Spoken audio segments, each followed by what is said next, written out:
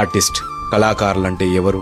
Dance అని 4 చిందులు, acting అని వెకిలి చేష్టలు, పోయిట్రీ అని అర్థం లేని రాతలు, ఆర్ట్ అని జీవం లేని గీతలు, మ్యూజిక్ అని కూని రాగాలు. వీళ్ళు కాదు.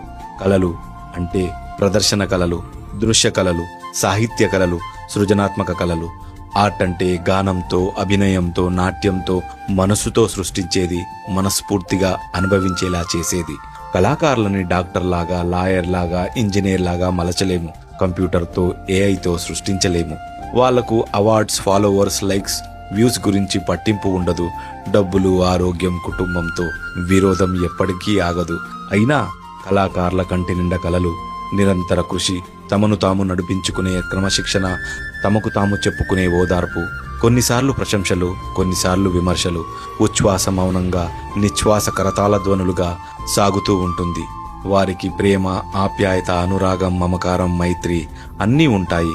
వారిని ఆకలి, బాధ, కన్నీళ్లు, కోపం, నిరాశ, నిస్పృహ అన్నీ వేధిస్తాయి. రీల్స్ కోసం కాదు, రియల్గా ఉంటారు. షార్ట్స్ కోసం కాదు, సింపుల్గా జీవిస్తారు.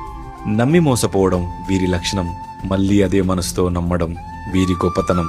మనసిచ్చి బాధపడడం వీరికి అలవాటు. అందరినీ తమలాగే భావించడం వీరి పొరపాటు. విశాలమైన దృక్పథం ఉన్న సున్నితమైన మనస్తత్వం వీరిది. వీరిని వాళ్ళ లోకంలో వదిలేద్దాం. కుట్రలు, కుతంత్రాలు, కపటాలు, కుయుక్తులకు దూరంగా ఉంచుదాం. కుదిరితే ప్రోత్సహిద్దాం. కళాకారులని గౌరవిద్దాం.